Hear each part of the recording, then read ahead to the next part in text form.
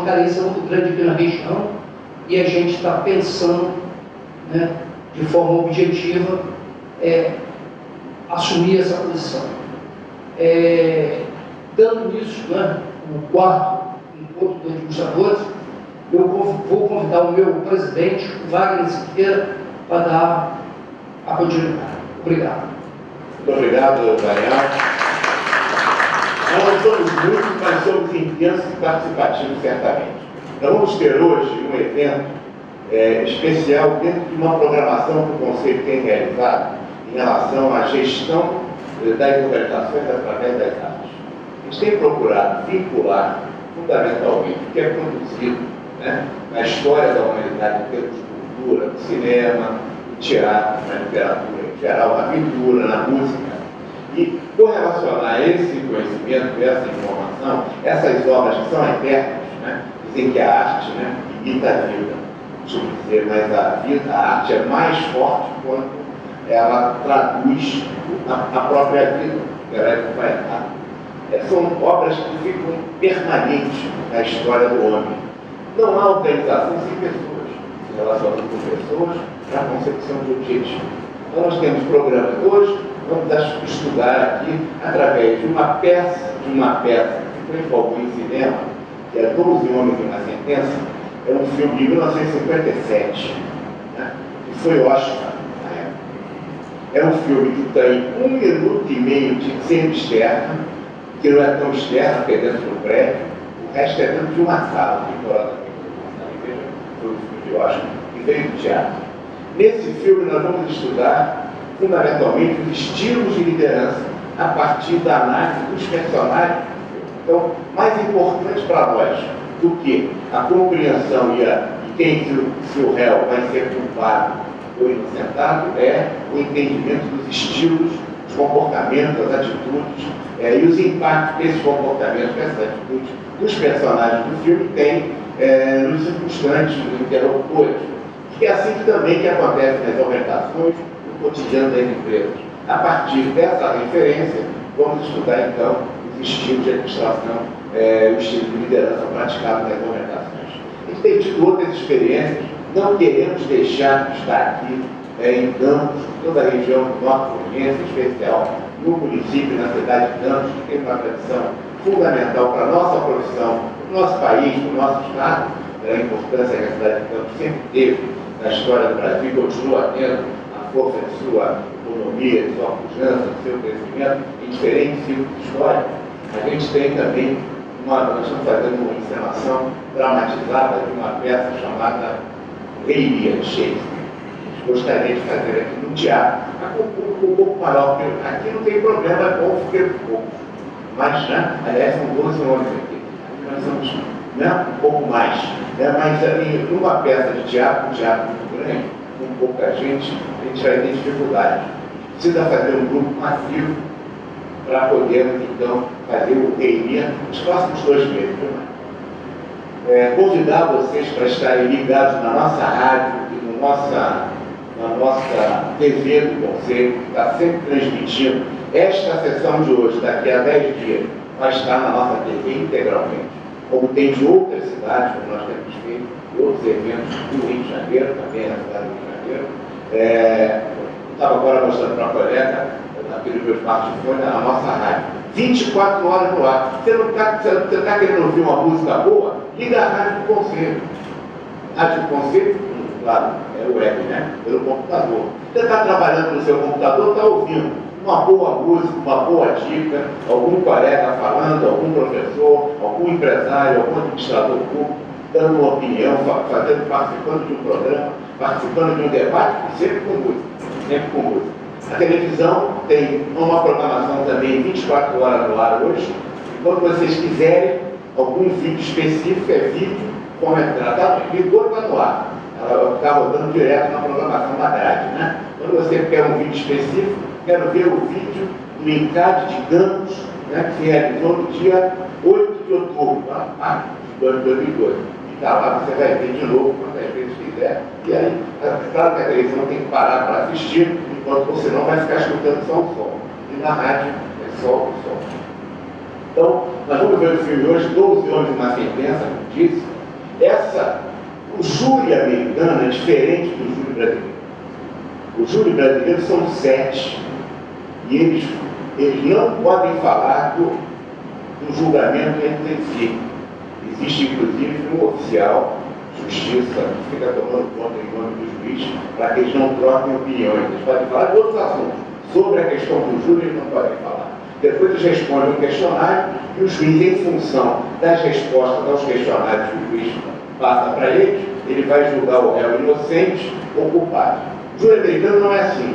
O júri americano são 12 e eles têm a obrigação de decidir por unanimidade se o culpado é culpado, se o réu é culpado ou se ele é inocente.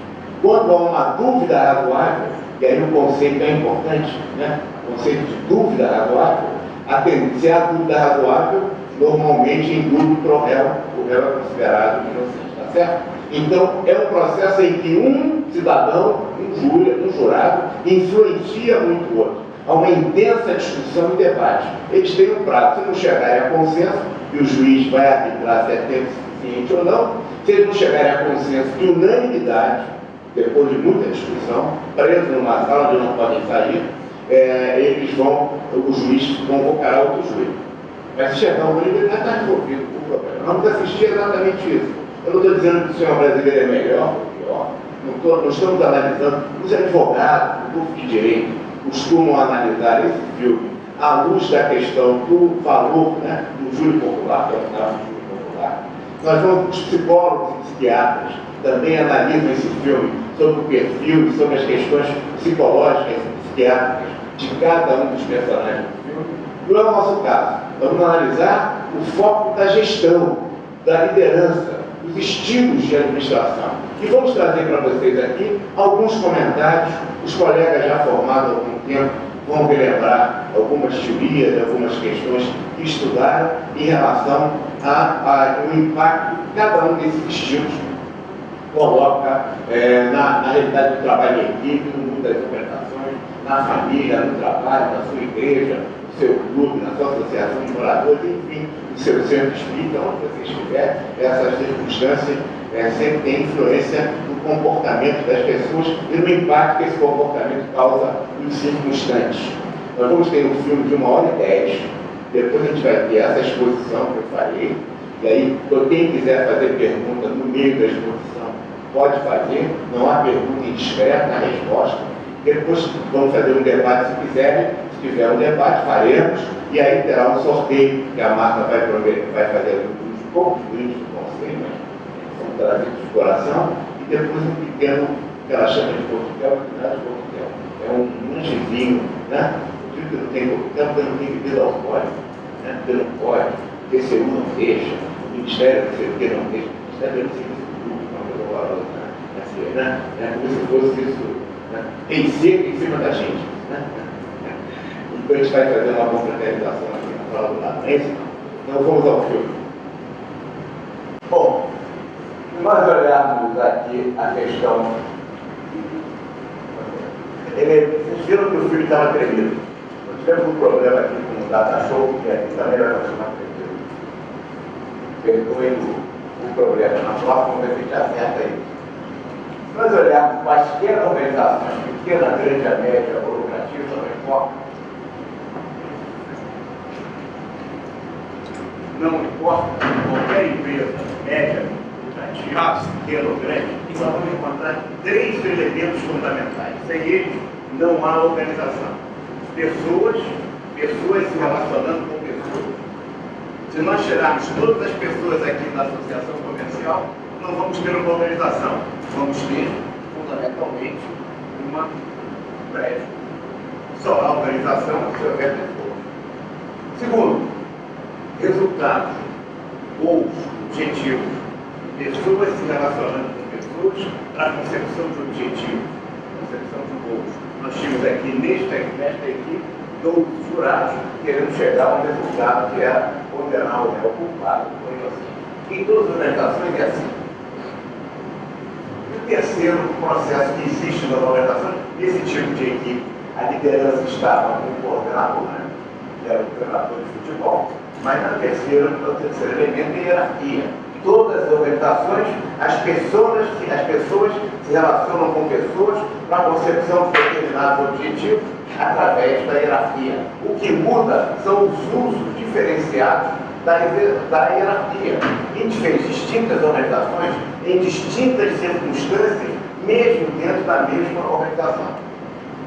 Esse é o primeiro pressuposto que eu queria trazer aqui para discutir o nosso filme, os estilos de liderança.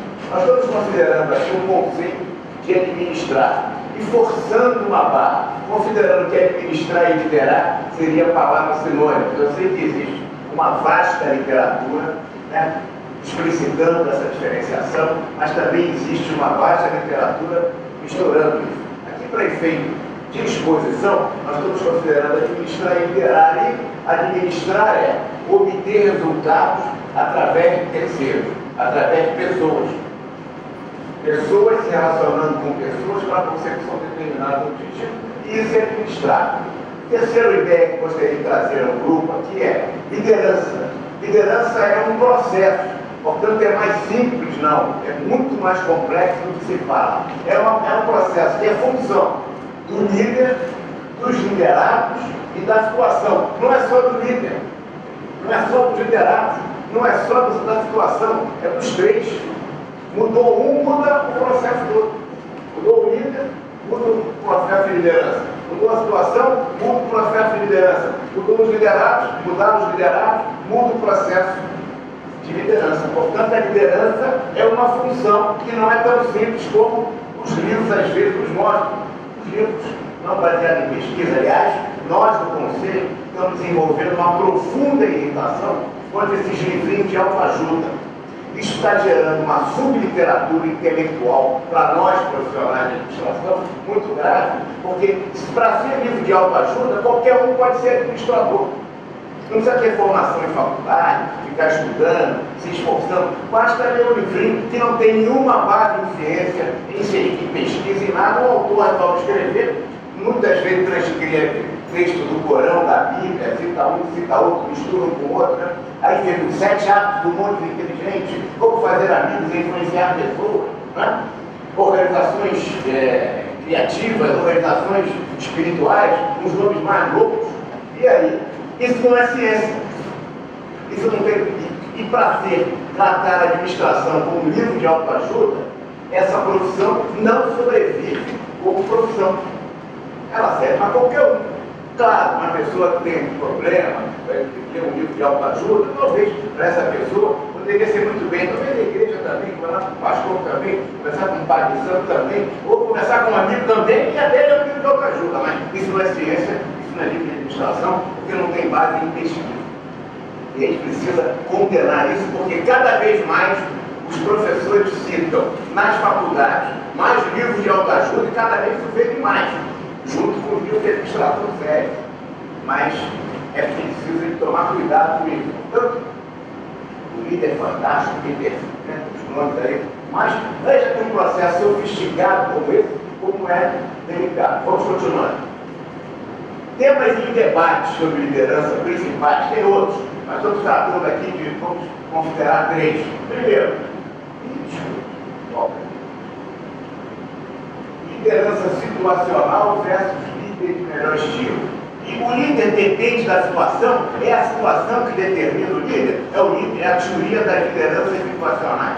É a teoria hoje dominante, não quer dizer que esteja certo, mas é a vista onde tem maior número de literatura, maior número de livros, de autores sérios que defendem liderança contingencial, a liderança situacional. Isso não quer dizer que esteja certo, mas é uma peça. Outro é o estilo que existe, o melhor estilo, o estilo ideal de liderança. Esse é um tema que nós vamos tratar em outro encaixe, talvez no 5º ou no 6º, quando o Manuel nos convidar para a próxima. Não vamos tratar disso hoje. Aspectos morais, aspectos ético-morais, doutrinários, filosóficos, aspectos conceituais, aspectos técnicos, políticos, da liderança situacional versus o estilo ideal. A gente caminha certamente para a filosofia, ciência política, em relação à análise de psiquiatria, psicologia e sociologia e antropologia em relação à análise do estilo ideal versus o estilo situacional. Mas isso é que eu estou falando da questão. O outro é o líder é nato ou é o líder que aprende? Né? O líder nasce pronto ou ele pode aprender? Nem todos vão ser futebol, né? Nem todos vão ser um Ayrton Senna, mas todo mundo pode aprender a dirigir carro. Como é que é isso? Também não vamos tratar disso hoje, mas vamos tratar de um conceito que talvez você não tenha ouvido ainda, e que é muito forte em termos de teoria da liderança, que é o estilo dominante e o estilo subdominante. Em verdade, estilos subdominantes. O ser humano não é único e integrado. E o filme aqui mostra, você tem frequência ou por momentos de crise, você recorre a diferentes estilos. Há um estilo dominante, é aquele que você utiliza com maior frequência. O estilo dominante é aquele que você é normalmente, como você se comporta. E o estilo subdominante é aquele que você recorre em momentos de crise, em momentos diferenciados, em que você não tem aquela história. Não fala hoje com o chefe não, que ele está naqueles dias. Não fala com o homem agora não, deixa ele passar o humor dele, melhorar, né? Então não tem essa história. É porque o comportamento das pessoas não é quadradinho, como é que às vezes os livros de autoajuda querem nos ensinar. As pessoas, graças a Deus, são mais complexas, né? Não são tão lógicas como computadores. As pessoas são psicológicas. Aliás, as organizações não são lógicas. As organizações são psicológicas. Mais do que isso, a organização é uma ficção jurídica. Ela não existe. Ela só existe se tiver pessoas. É verdade que tem os picaretas aí, né? Tipo Down Science, né? Engenharia, que querem ensinar, né? Que direto o ideal, tem consultor até, o colega que está interessado no consultor, tem consultor até que escreve livro dizendo como é que tem que acabar com as pessoas na empresa. Aperta o cinto, esquecendo que a empresa selecionou mal, recrutou pior, treinou pior e não soube manter e por isso fracassou. Aperta os 5 melhores até. Lembra aquela história da visita da saúde? É muito comum isso em CTI. A pessoa dá aquela melhorada, a família fica toda animada e o cara vira de fundo. É a visita da saúde, aquela melhorada tem um terceiro amor. As organizações fazem isso, muitas vezes, com maus consultores, com maus líderes, né? Então, o estilo subdominante existe para todos nós, para todas as pessoas. Nós vimos nesse filme isso vamos tratar um pouquinho aqui, né? Então, organização é ficção jurídica, não existe organização sem pessoas, certo? As pessoas têm diferentes estilos e o estilo que caracteriza ela é o estilo dominante, é aquele que ele utiliza com maior frequência. Vou continuar. Isso até.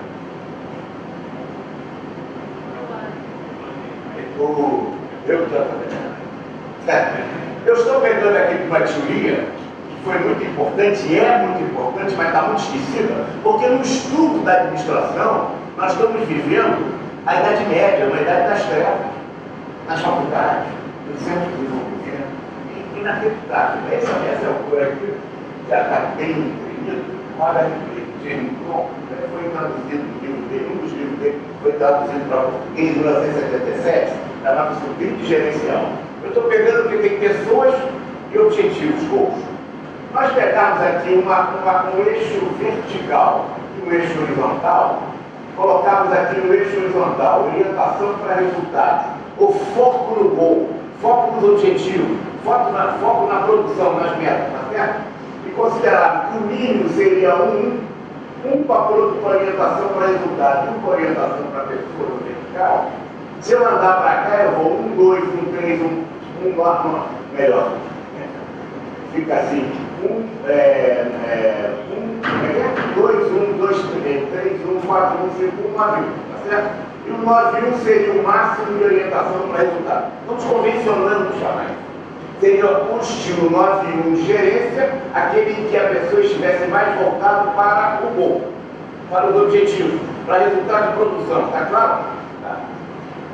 E esse sujeito aqui, que seria então o 1, 2, 1, 3, 1, 4, até o 9, o 1, 9 seria o máximo de orientação para as pessoas, para as relações, para a interação, para o relacionamento.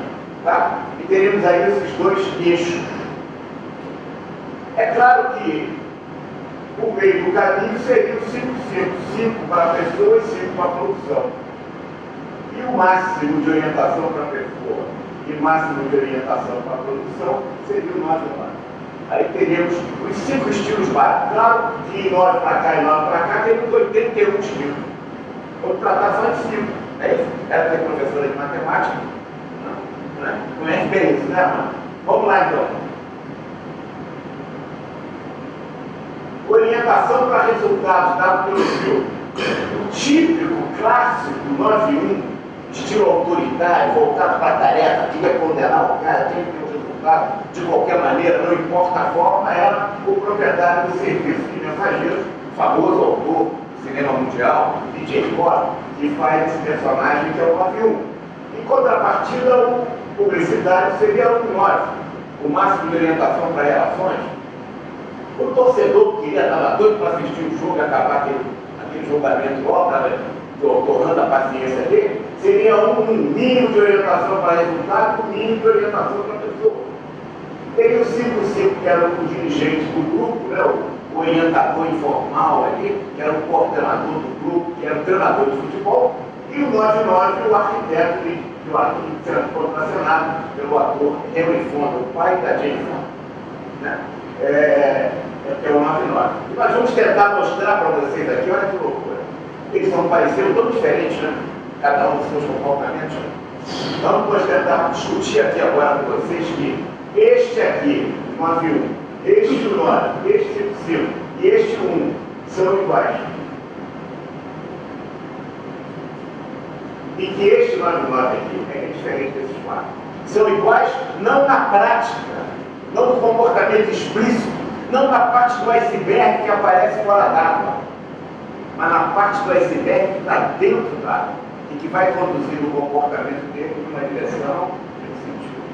A teoria que sustenta esses 4 são variantes da mesma base doutrinária e ideológica. O que muda são as práticas que ele utiliza. Ó, nada mais prático do que uma boa teoria. A teoria pode ser ruim, e aí a prática vai ser pior. Mas a teoria boa vai gerar uma boa prática. A prática, ela é a geradora da teoria. A teoria se baseia na prática. A partir da análise da prática, que se cria a teoria. Não é o contrário.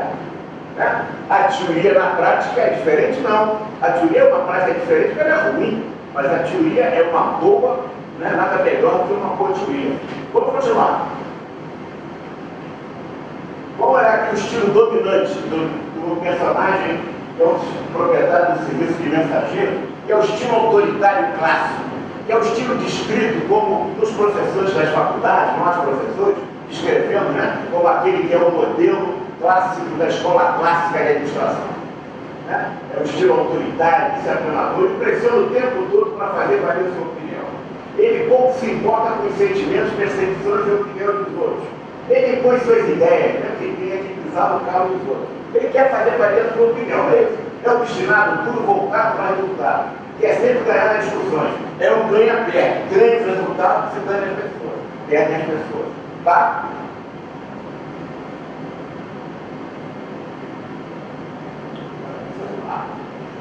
Vamos ver esse estilo aqui, sobre premissas, conceitos básicos, né? O que diz o proprietário do serviço de mensageiro, esse que nós estamos chamando de 9-1, que nós estamos chamando de escola clássica? Será que ele existe ainda? Você conhece alguém assim? No nosso cotidiano? Não morrendo, não. Não é todo dia. Existe um conflito irreconciliável entre produção e pessoa, entre os resultados e as pessoas, porque não são incompatíveis. Isso é um conflito. Isso é por quê? Porque o trabalho é antinatural na maioria das pessoas. Se o trabalho é antinatural, diz esse gerente, a opção é constranger, obrigar esse indivíduo ao trabalho. Descrever e definir bem o que deve ser feito. Definir bem como deve fazer o trabalho. Por quê? Porque o trabalho é antinatural. E as pessoas precisam ser bem esclarecidas, bem orientadas, bem dirigidas e bem controladas naquilo que faz. Portanto, o homem certo no lugar certo é o mesmo. Cada macaco no seu galho, escolher quem tem, está na moda agora. Perfil tem que ter. gente não cansa de ouvir isso. Esse é a escola clássica, não é a escola clássica. Pessoas, instrumentos de produção para a obtenção de resultados. Manda quem pode, obedece quem tem juízo. Eu vou deixar com o anel, mas eu gosto que as pessoas quiserem um anel, a gente pode passar depois das transparências, mas se quiserem bloquear à vontade, a gente pode passar as transparências. Qual é o modelo? O modelo da autoridade e obediência, manda quem pode, obedece quem tem juízo. O supervisor planeja, dirige e controla, o subordinado executa. Há uma clara distinção entre aqueles que planejam e aqueles que executam, aqueles que pensam e aqueles que fazem, aqueles que decidem e aqueles que executam. Decidir e executar. Os resultados são o que importam. Os fins justificam os meios. Só não dizem quem justifica os fins. Os meios são justificados pelos fins. Quem justifica os fins? Os fins, né? É claro que esse estilo pode causar bons resultados a curto prazo. Na maior bagunça, na organização, no grupo, na equipe. Chega alguém lá, dá uma ordem unida, aquilo se sustenta. Você entra e se enquadra. Por quanto tempo? E aquilo se sustenta. Né? É claro que nesse tipo de estilo muito duro, autoritário, permanentemente cobrando, onde a pessoa não pode participar, não contribui, não tem voz, surge o germe da contra-mudança, da contra-cultura, intrinsecamente ao processo. Assim como a democracia, ela traz dentro de si o germe do apoliticismo, quer dizer, dos interesses, do descaso da política, e fica todo mundo escandalizado, porque só votaram, né? Um terço não votou em São Paulo, um terço não votou no Rio ontem, esquecendo que isso acontece no mundo inteiro. 50%, 60%. Não é só no Brasil não, porque o processo democrático traz em si o germe da contra-mudança e da contra-cultura, que é o desinteresse da política. Nós vimos ontem. Assim também no estilo autoritário de liderança. Dentro do processo de regime autoritário, você tem o germe da contra-mudança e da contra-cultura. Uso da hierarquia. Como é que esse gerente decide? Eu sozinho, eu sou tal. Eu decido, você executa. Eu mando, você faz. Eu planejo, eu penso, você cumpre o que eu estou mandando. Como é que ele faz o conflito? Como é que ele administra o conflito? O conflito não é nunca negociado, ele é sufocado. Você pode fazer o sujeito que está tossindo muito, um tosse, calar de diversas formas, um antibiótico, um remédio, um xarope, etc., mas pode botar esparadrapo nele. Você pode esparadrapo na boca do gato e certamente para de tossir, mas morte é asfixia. A maioria das pessoas estão mortas nas organizações, nem se dão conta disso, apesar de estarem vivas. Elas estão mortas psicológicas. Já desistiram de participar, de contribuir. Estilos gerenciais levaram-nas a desistir de contribuir. Ou as levam a querer arrebentar com o sistema. Quando eles falavam assim em sabotagem, né, que é uma palavra que vem de sabotagem francês, que nada mais é do que tamanco, né? O que era sabotagem? Era o operário da linha de produção tirar o tamanco, porque ele trabalhava com os tamancos, e enfiava dentro da máquina para quebrar a máquina. Isso era sabotagem, a origem da palavra. Eu me lembro, eu era estagiário em uma empresa grande, né? Terceiro ano de administração na faculdade, 1968, 80, imagina. Aí eu em Furnas, para dizer empresa, uma bela empresa. E eu era da diretoria de operação. A gente operava as usinas e eu trabalhava na área de administração, na área de operação. E eu tinha o pessoal que vinha, até que eu descobri que os colegas levavam um cartão de couro, sal. Eles largavam o sal dentro da roda de couro, para esquentalhar que levava para a pele. Que era uma forma de sabotagem pelo estilo que usavam contra eles. É o germe, né? Como é que ele administra? O que importa é cumprir a tarefa, não comportar ou compreender. O pintor dentro do banheiro, falando com ele fora, ele fala assim, mas eu não sou pago para pensar, eu sou pago para executar. Quero especular por aí, gente difícil, que é uma teoria basicamente, não é assim também, mas eu tenho bastante coisa. Né? Isso existe, ó, Aí você tem uma separação clara entre a organização formal e a organização informal. As tribos, a panelinha, a tribo, as igrejinhas, os clubezinhos, as relações pessoais querendo arrebentar com o sistema, ou fugindo do sistema autoritário. O estilo eu sozinho, ele vê na divergência primeiro da insubordinação e da disciplina. E a criatividade e o empenho, portanto, acabam por ser anti-organizacional. Você quer fazer o cachorrinho andar?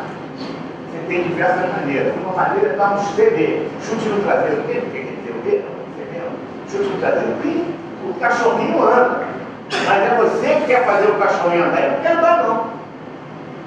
Nas organizações também. Vou te punir. Cumpre horário. Tem isso. Vou te dar um prêmio. Você tem o CD positivo, o CD negativo ou o CD positivo. Que nós vamos ver agora. É do mesmo jeito. Que é o estilo humano. Você pode fazer o cachorrinho andar da mesma maneira. Ó, balançou assim na frente dele. Ele quer andar, ele vem andando. Você está balançando.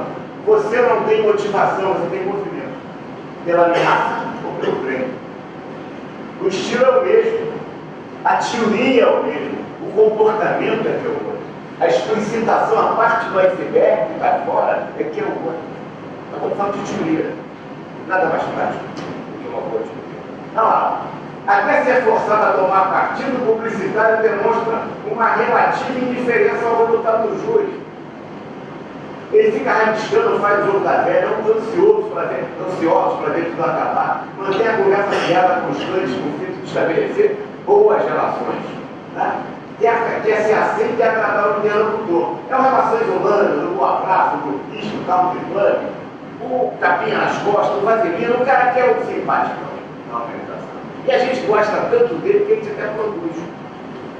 Quem lembra do Joel no Flamengo vai entender o que eu estou dizendo. O titio Joel. Né? Alguns chegavam a chamar de papai Joel, né? Do Flamengo. E veja o que aconteceu. Agora, como do Flamengo, foi um pouco consciente. Não voltou no papai. Então, premissa básica: existe um conflito irreconciliável entre produção e pessoas. Mas, ao contrário do primeiro, esse opta pelas pessoas. Porque se as pessoas foram felizes, estiverem bem tratadas, se relacionarem bem, se tiver todo mundo vivendo num mar de rosa, elas vão ser produtivas. Esse é o conceito. E aí, ó, o trabalho é antinatural. Qual é a opção? Seduzir ou manipular o cara. Balança o ossinho para o cachorrinho andar. As organizações fazem isso todo dia. A verdadeira motivação vem de dentro. Não é de uma bateria que é ameaça, ou uma bateria de fora, também externa, que é o prêmio. Essa é a questão. Não é assim, o sistema de venda. Vende mais, ganha mais. O homem, ele diz, é a medida de todas as coisas. Todo mundo concorda com isso, toda a só o amor constrói a felicidade. Somos uma grande família. Vacas felizes são as que dão com leite. Se os funcionários estiverem felizes, vão produzir. Se as vaquinhas estiverem bem, o leite vai ser gostoso. Tá? Então, ele confunde grupo social com grupo funcional. As pessoas não precisam se amar para trabalharem bem, precisam se respeitar. E nem sempre se amam e se respeitam. Às vezes se amam muito e não se respeitam. As pessoas que você vai escolher como seu colega, como seu sócio, no empreendimento que você quer fazer, não é aquela com seu colega de choro. Esse é ótimo, mas o colega de choro é diferente do colega funcional. É evidente que quando você está na trincheira, na luta, as balas passando por cima, o combate se dando, se forjam boas relações. E as relações de respeito, de solidariedade, de construção de uma relação saudável, acabam se transformando em amizade, que é muito bom.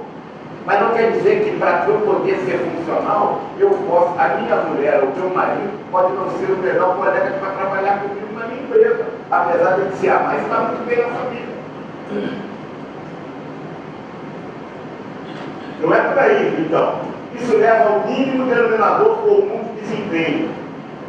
Ganha as pessoas, perdem o resultado. voltar a organização aí. Continuar. O modelo.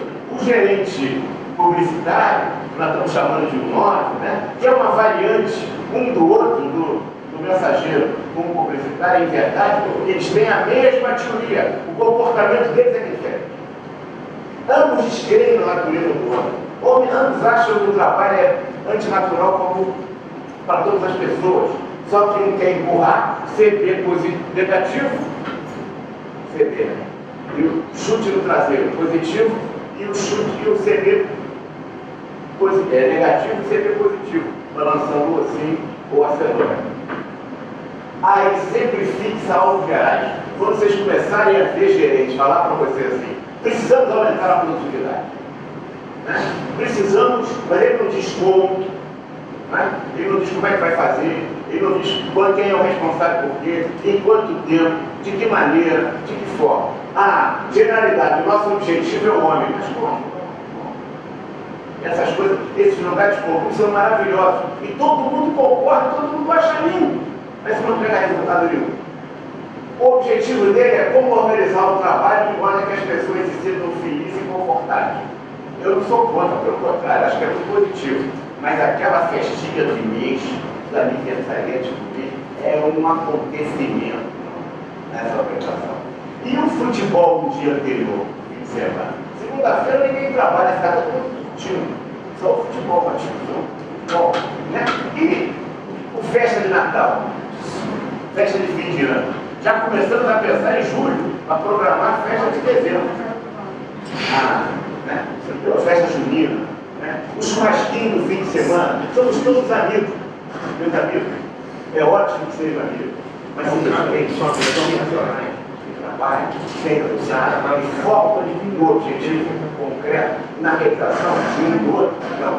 Então, usa a hierarquia. O gerente como publicitário quer ser agradável, no fundo ele tem um temor enorme de não ser aceito, ele quer ser querido e ter aceitabilidade pelos demais, ele está sempre em busca de afirmação, de carinho dos outros, ele sempre faz com todos. Ele chama todo mundo, e uma reunião que era para durar meia hora leva duas.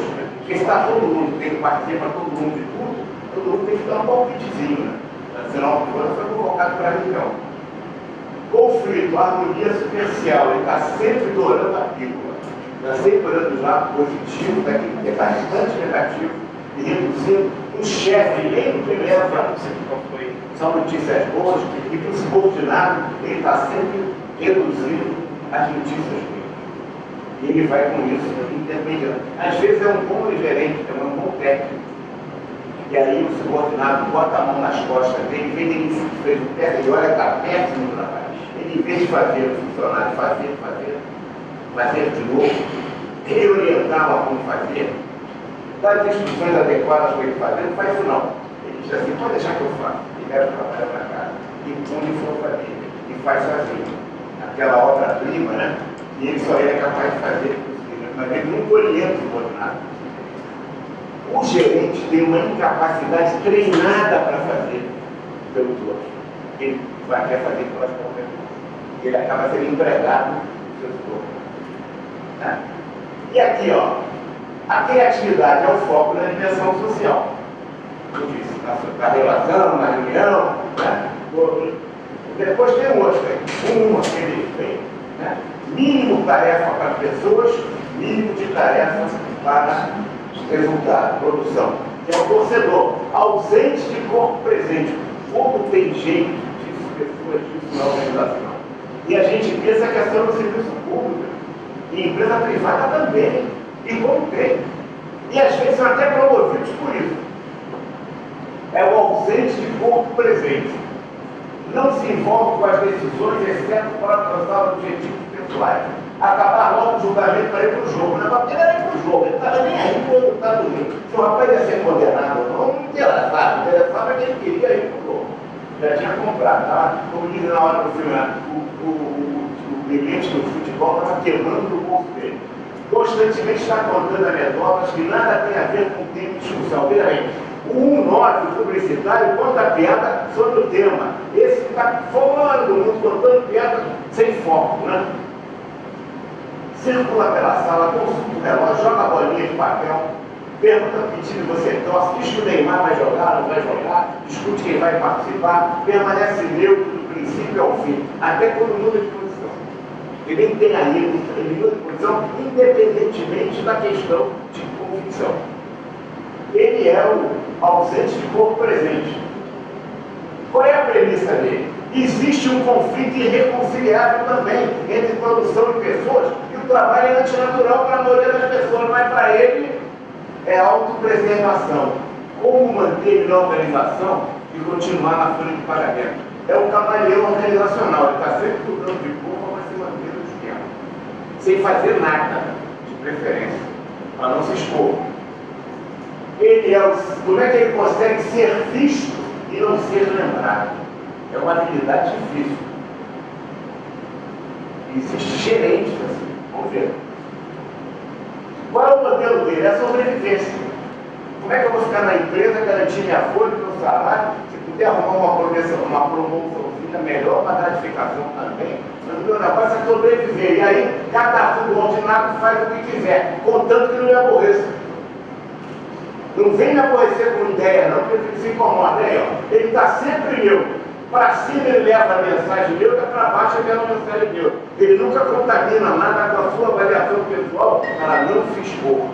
Ele está sendo visto e não está sendo lembrado. Faz apenas o que está no gibi. Ele é normalmente assim e pontual. Jamais chega atrasado, jamais dá para não fazer nada. E jamais deixa de falta ao trabalho para não fazer nada. Mas ele está lá, mesmo que seja para ler jornal, chega na hora. E a gente, por que acha que ele é assim? E por que a gente sabe que ele é assim, é pontual, a gente acha que ele é um bom funcionário, tem que estar sempre presente. Não vai fazer nada. Como é que ele usa a hierarquia? O primeiro é o eu sozinho. O segundo é eu com todos. E esse aí? Eu não vou aí lá para que usar a hierarquia. Eu quero usar isso não. Eu quero só a gratificação, a função, o emprego. E aí ele ignora, porque ele está noutra. Tem conflito, ele finge que não está acontecendo nada. Ele não enxerga aquilo que está sendo visto. E outros discutem. Os colegas, os subordinados, está todo mundo discutindo, ele presta uma atenção. E que cada um fala, lá fora ele presta atenção. Você fala também para ele também fala. E vocês três começam a achar que eu dou razão no que vocês me falam. Porque eu estou prestando uma atenção no que você está dizendo. Eu estou nem olhando, eu não estou prestando atenção. Estou outra, mas estou prestando. E todo mundo acha que está prestando atenção. E quem é que não gosta de alguém que concorde com a gente, né? É natural humano, absolutamente natural. E a gente começa a me olhar com simpatia. Na hora da promoção, quem é que vocês tiverem para promover? Eu. Aí, ó. Mas se tiver um chato que pergunta para mim, né? Foi o Manuel chato agora. Ô Wagner, o que você acha disso? Aí eu vou dizer assim, precisamos de mais dados para discutir esse assunto, porque esse é um assunto muito complicado e precisa de pesquisa. Quem é que não concorda com isso? Ele não faz nada com isso. Senão ele faz assim, muito boa essa pergunta, mas não. Acho que é melhor criar um grupo de trabalho para estudar melhor, criar uma comissão. E com isso ele cai fora. Mas ele é outro esquema. Você me pergunta, eu fico, repito tudo que ela disse. Tudo que ela disse. Tudo que ele disse. Aí ela já fica nervosa, a Marta fica nervosa aqui porque eu estou falando demais e toma a palavra e eu falei e não disse. Eu só repeti o que disse, eu não disse nada. É uma habilidade inconsciente até. Não quer dizer que ele faça isso sempre por má fé, não. É inconsciente, ele é assim. Ele se transformou assim. Estilos de criação, ou estilo de liderança, maneiras de viver, formação de sua personalidade, de estilo gerencial, o fez assim. Outra vez ele é um belo professor. Professor é o enciclopedante. Né? Você tem os professores vivencialistas, que tem que sempre discutir a relação com essas coisas. Não é que gostam disso, né? Tem que discutir a relação, são os vivencialistas. E tem os enciclopedantes, que repetem o último livro e começam a dizer, porque a teoria tal diz isso, outra de um medo aquilo. Ou ele fica falando tanto até que alguém pede a palavra e vai para o tipo prático. Vamos falar uma coisa mais prática. Ele fica feliz porque ele falou e não disse nada. Ah, hoje conhece o estilo? A mesa dele está sempre ocupada, é o herói sofredor. Ele espalha material para a mesa, diz que está sempre ocupado. Ele está sempre sofrendo, sempre carregando o piano, mas não está fazendo nada. Às vezes ele está cheio de papel. Ele se enrola naquilo, não. Ele está fazendo outras coisas, mas fica aqui em cima da mesa. E todo mundo dá a impressão que ele está trabalhando muito, né? Como se um papel pudesse ficar 48 horas em cima da nossa mesa tivesse importância. Qualquer papel que ficar 48 horas em cima da nossa mesa e ninguém cobrar por ele, pode jogar fora. Não é, mano? É o quinto de uma reunião de 10. Uma reunião de 10 pessoas, ele jamais é o primeiro. Porque se ele for o primeiro, o segundo chega e pergunta o que ele vai achar da reunião que ele acha. Ele vai ter que espalhar. E muito menos o terceiro.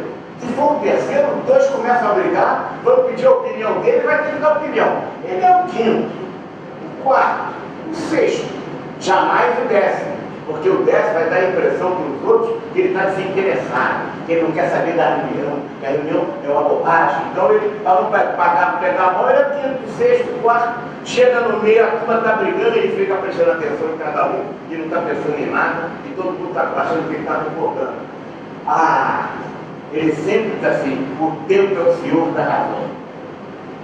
Deixa que o tempo resolve. Vai empurrar para a barriga. Né? E aí, nunca me arrependi daquilo que não disse. Não é essa frase? Boca fechada não entra música. E por isso ele nunca diz o que acha. Quem é que vai ser promovido? Ele, na organização. Criativo, às vezes, fora do trabalho. Às vezes é um belo professor de inglês, às vezes é um belo pastor, um belo intelectual, professor de outra escola na empresa, mas no trabalho, ele sempre enterra sugestões e as contribuições do subordinado. E o empenho, autopresença para fora da organização. Fugir do livro, paletó na cadeira, né? Por isso ele não faz nada. Esse é o nosso torcedor. Depois temos aí o estilo dominante do coordenador do júri. É conciliador político, é o parlamentar. Procura fazer um bom trabalho no júri. Articula e tenta aproveitar as sugestões. Aceita a proposta e votação de outros que recebe. Busca soluções razoáveis, soluções aceitáveis. É o dividir a diferença. É o árbitro da divergência do grupo. Esse é 5 para a pessoa, 5 para resultado. Essa é o estilo mais comum no mundo das organizações, no mundo inteiro. É o estilo mais comum. Ele acha que é ganha-ganha, no fundo é um perde-perde. Perde as pessoas, perdem a produção. Existe um conflito irreconciliável entre produção e pessoas, mas ele precisa dividir para reinar. Como é que o Salomão fez, o rei Salomão na Bíblia? Pegou a criança, duas mães brigando pela criança, ele não teve dúvida. Vou dividir a criança, metade para uma, metade para outra. A outra, não divide meu filho, não. Aí outra queria que dividisse, ele pegou, deu para aquela que não queria dividir. Não é que o rei Salomão tivesse sido 5, não é esse. Mas a atitude é querer dividir sempre. É um equívoco. Ele foi um saco, né? E aí o mas ele está sempre buscando acomodar, negociar, compatibilizar, ligar um com o outro, e aí ele é o meio termo, o meio da estrada. É o homem organizacional, é a maioria dos gerentes. Como é que ele administra o seu modelo? A base dele é as tradições, as práticas, os precedentes, que foi feito na organização. Decisão sem julgar o julgamento. Mas sempre foi feito assim, e por isso temos que continuar fazendo.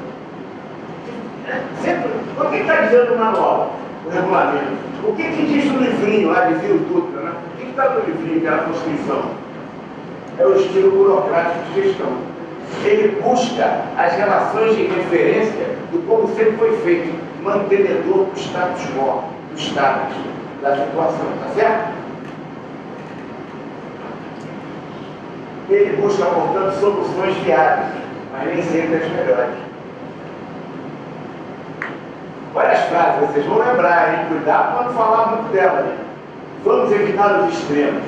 A sabedoria está no meio. Mais vale um pássaro na mão do que 2 fora. Conhece isso? Devagar quando o santo é de barra.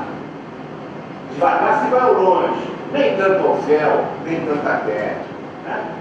O mundo não se fez num dia, fez em 6, 7 até foi para descansar. Ah, sim, eu fico me lembrando do futebol da Copa de 78. Poucas pessoas aqui talvez lembrem.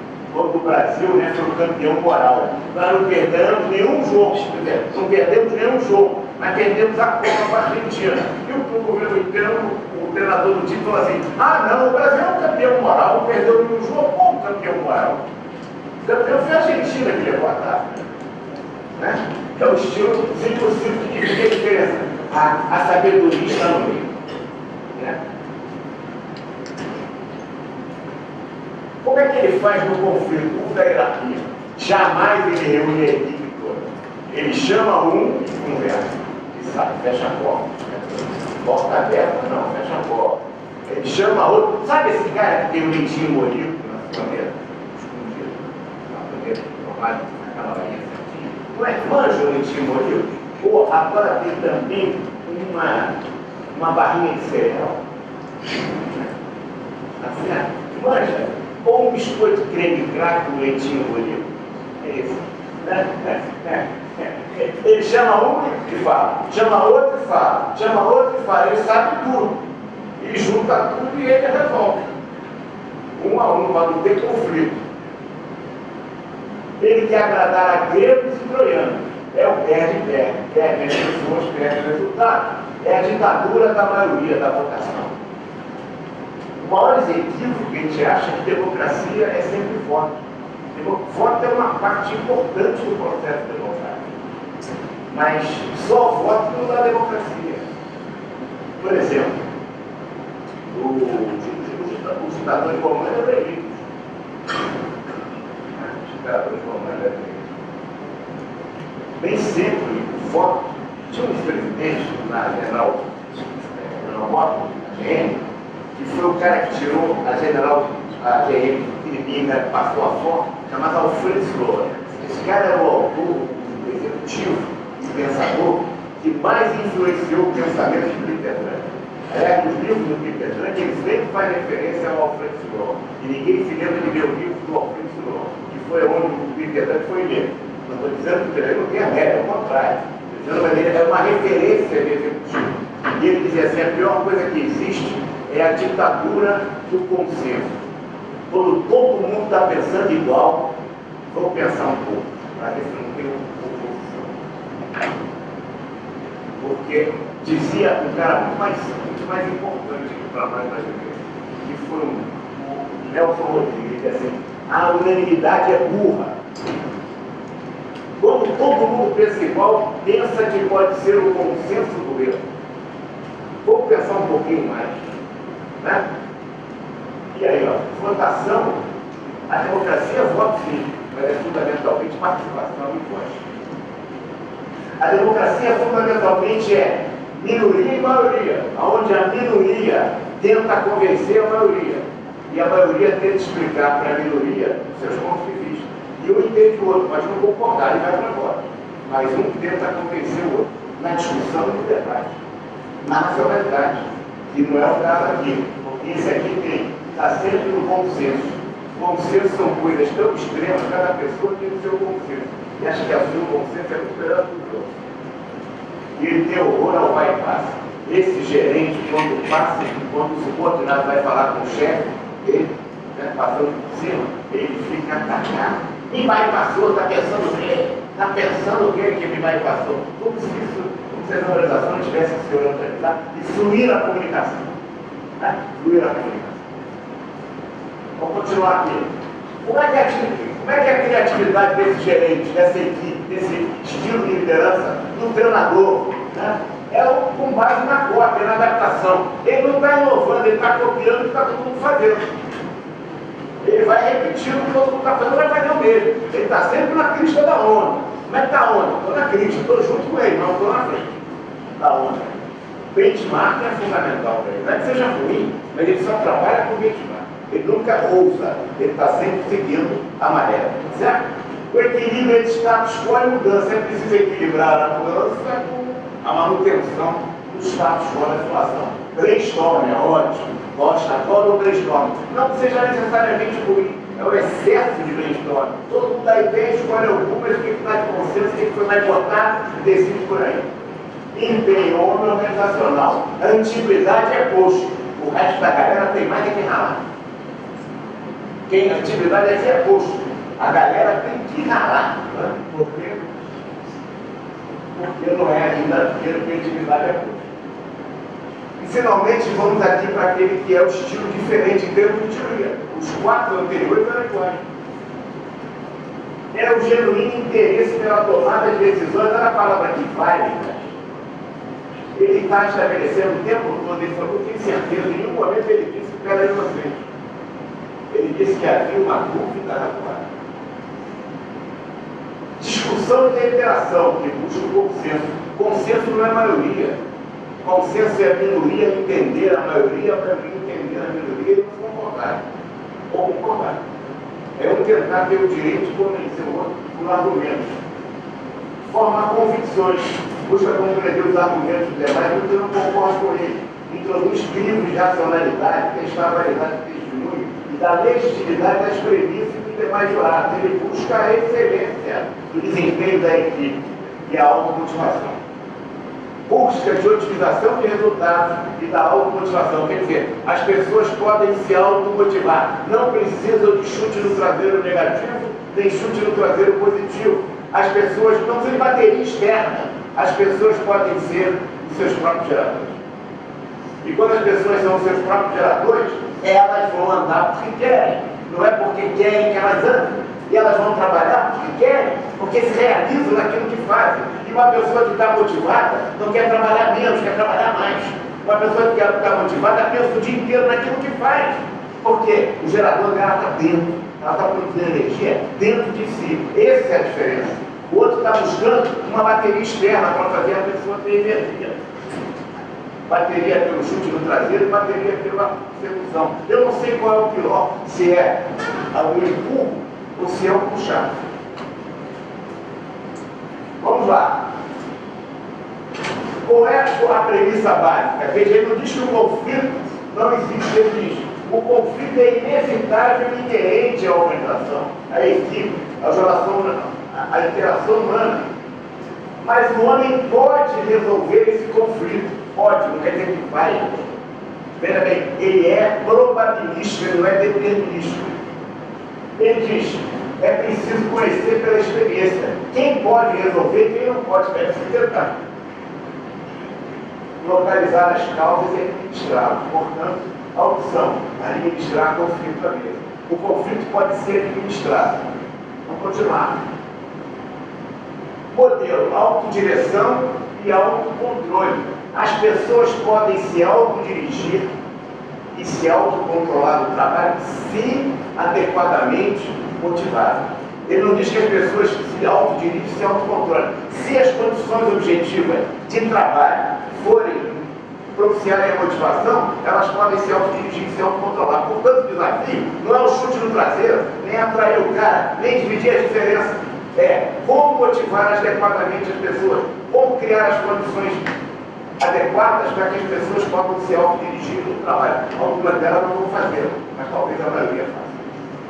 Cooperação entre os diferentes. As pessoas são diferentes e podem contribuir. Ao contrário, pode buscar semelhantes e iguais nas tribos de relacionamento. A gente adora trabalhar na nossa tribo de Facebook.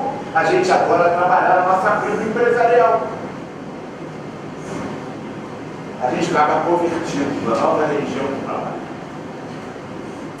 Justaposição entre os pontos de informação e decisão. Quem tem informação decide. Manel, você faz o discurso que você quiser aí, Manel. Você faz o que do mundo aqui, seus colegas precisam. Eu não vou ficar na luz da dizendo o que você tem que fazer. Até posso te ajudar a fazê-lo. Aquilo que você acha que é importante aqui. Tá? Não sufoca as individualidades. As pessoas são diferentes. O problema do trabalho em equipe agora é que as pessoas, quando vai vestir a camisa, têm que se dispor, acabar com a sua individualidade. Não é isso. Como você realizar como indivíduo numa equipe, no coletivo? O casamento é errado por isso, porque um quer se realizar através do outro. Quer realizar-se a si próprio. valoriza o debate e estimula o contraditório. Então demorou muito também isso hoje. Hein? Demora muito. Está muito contraditório, tem que ficar. Não falei, mas peraí, me identifico com a cara. Transformar, vou correr então. Transformar o novo no econômico. O importante é como transformar o novo no economicamente produtivo. Não adianta pensar no novo se não transformar em resultado econômico. O fracasso de sucesso, toda a liderança é transitória e previsível. Eu, Vasco, estava lá disputando 50 e pouco. Agora somos o maior, 24, perdeu a liderança. É isso mesmo. O sapato alto. Sapato alto, o time ganha, é campeão. Entra em campo no jogo seguinte, perde o jogo. O sapato fica desse tamanho. Experimentação, tem que conhecer pela experiência, é preciso conhecer pela experiência. E superiores, fatores superiores de motivação. A satisfação e a insatisfação não são lá opostos do mesmo segmento, vêm de fontes diferentes. O que dá satisfação no trabalho nada tem a ver com o que dá insatisfação no trabalho. Essa é uma questão complicada. O que dá satisfação no trabalho está relacionado ao sentimento de realização, ao trabalho que eu faço, memória de responsabilidade, oportunidade de crescimento, progresso e desenvolvimento. Meu amigo, você é importante. Você aperta parafuso o dia inteiro e constrói esse código 747 que está aqui na ponta da frase. Não é verdade? O cara não constrói código 747, coisa nenhuma. Ele aperta parafuso.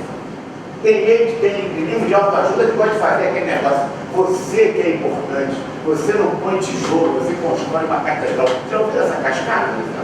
O cara que põe tijolo sem comer direito, no sol, com comida salgada, o cara vai botando tijolo. Não adianta você dizer para o sujeito que aperta parafuso o dia inteiro, ou que bota tijolo o dia inteiro, que ele é muito importante para ele construir uma catedral. Ele bota tijolo. Se o trabalho é insípido, insignificante, sem sentido, não dá progresso, não dá desafio, pague melhor esse cara para ele se realizar fora do trabalho, o que ele não consegue fazer bem no trabalho.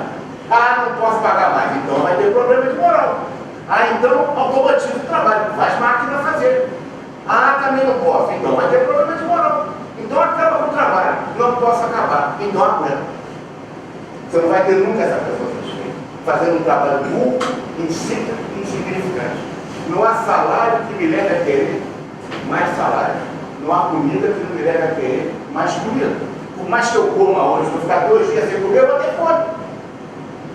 Por mais que eu tenha aumento de salário hoje, é um ponto gravoso, falta um ponto zero. O que você tem feito comigo ultimamente, chefe? E a empresa diz que o cara é ingrato, não reconhece os esforços que ela faz, mas é sempre assim. Os sentimentos de insatisfação provêm mais do quê? Das políticas da empresa, do meio ambiente, das condições de trabalho, do salário benefício do clima. Uma coisa é como você trata o empregado, outra coisa é como você usa. Como você trata é preventivo e ambiental. Como você usa é o que vai motivar. Se você não tratar bem, quer dizer, não fazer os fatores de higiene, as pessoas vão ficar doentes. Se você tratar bem, elas não vão ficar saudáveis, comprometidas, motivadas, vão ficar no ponto zero. Elas vão ficar motivadas dependendo do que vão fazer. Vamos trazer o próximo. A famosa pirâmide do Maslow, né? Pesquisa, né? Se fazia pesquisa em legislação, né? Ideológica, segurança social. Aqui tem autoestima, aqui, ó. Esses são os fatores higiênicos, preventivos e ambientais. Melhora o meio ambiente, mas não evitam que as pessoas ficam bem. Motivadores, é autoestima e autorização. Por exemplo, no equívoco de tudo poderia ter teoria da administração, todos eles estão errados. Vocês viram aqui. Diz que salário é motivo, isso é mentira. O Herzberg e o Maslow nunca disseram isso. Eles dizem que o salário ele é tudo no papel, naquilo no poder de compra ele é higiênico, naquilo que ele é simbólico, que ele é motivador. Se você der aumento, às vezes a pessoa quer aumento pelo reconhecimento daquilo que ele está fazendo. A autoestima é a mesma coisa. A autoestima, o reconhecimento dos outros é higiênico. O reconhecimento daquilo que você faz é importante de si próprio, é motivador. Mas como os caras não leram o livro, daí ficam repetindo, todo mundo repete o livro, dá aula com base no livro, né? Vocês, se lembram de teoria de administração, pode ver como é que está errado. Todos. Os caras não foram originais. O salário tem um valor simbólico. Vocês sabem disso. Ou não?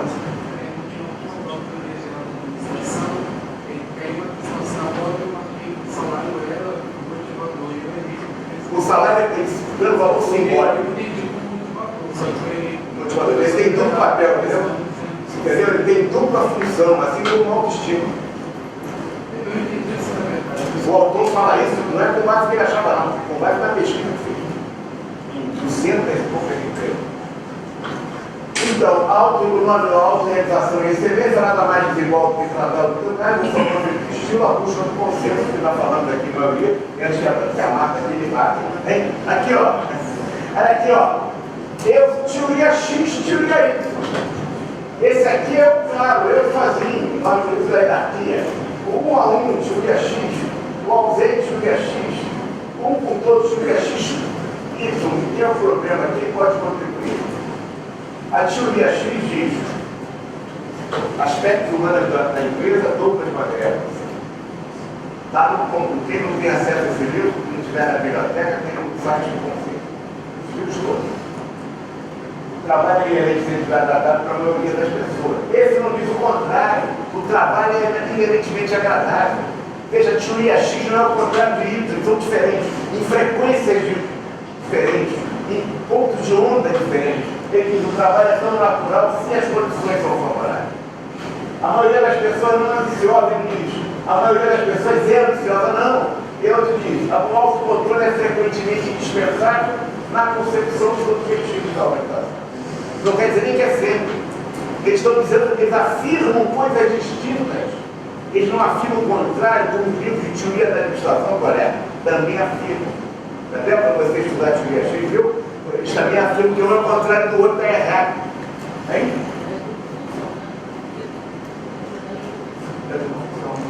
Ele está em outra frequência.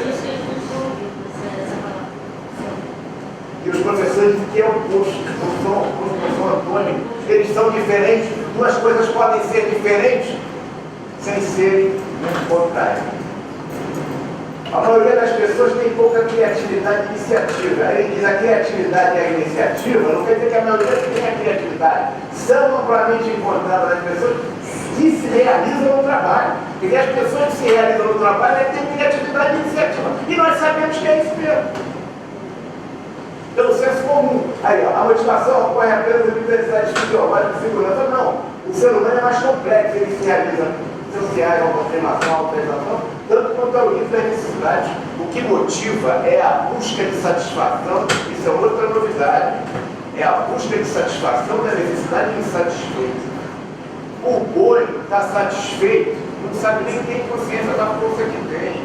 É a busca de satisfação da necessidade insatisfeita que nos leva à mudança de comportamento. Se você está satisfeito, deita e relaxa. E não gosta. As pessoas devem ser estritamente controladas e frequentemente induzidas à revisão do objetivo organizacional. Pelo chute no traseiro, geral, as pessoas podem, ele não diz que é, ele é possibilística, ele diz que as pessoas podem ser criativas e se autodirigir no trabalho se adequadamente motivadas. Quer dizer, o desafio do gerente é como motivar adequadamente a pessoa. Tá? O estilo dominante para encerrar, passei da conta, a gente vai soltar um livrinho aqui. O estilo dominante é frequência de crise, momentos de crise, momentos de frequência, né? A tia Marca, quando fica invocada, todo mundo tem medo dela. Menino, quando foi invocada, já está me enquadrando, já estou doido para acabar aqui. A gente já conhece, né? O estilo dominante, o nosso gerente principal de direito. Ele é claramente 9-9, é verdade, mas ele também é 9-1. Quando ele vai lá e amassa o papel do outro, quando ele provoca o cara para dizer que não mata, quando ele bota a faca, ele tem o estilo de suporte dele, é o 9-1. Tem os outros também, mas esse tipicamente claro. Né? Esse aqui, ó, o nosso proprietário, o nosso torcedor, ele é um, ele não está nem aí, mas quando provocado, ele vai parte por ponto dentro. O imigrante peita que ele não sabia o que era dúvida razoável, ele foi lá, esses caras chegam aqui, estão pensando o quê? Nossa, sempre. Se é para a briga, é estilo, portanto, comum, 9-1. E o DJ Bob, 9-1, claramente, 1, por quê? Porque ele não se convence, ele captura. Ele desiste quando ele vê que ele estava querendo era punir o filho, ele desiste. Não que ele não quisesse punir aquele garoto. Ele queria punir, mas ele desistiu. Né? Portanto, a aceitação da decisão dos outros. Recua quando o Pedro não ameaça de alterar a voz com os outros. Quando o Pedro forte pra caramba, ele começa a gritar com o velho, o cara vai dar uma porrada. O cara, opa! A gente vê isso toda hora, né? Como as pessoas têm estilos distintos. Essa é que dá a complexidade humana. E que os estilos de liderança, às vezes, não mudam isso. Isso que eu estou dizendo não tem nada a ver, né? Tudo isso dos outros.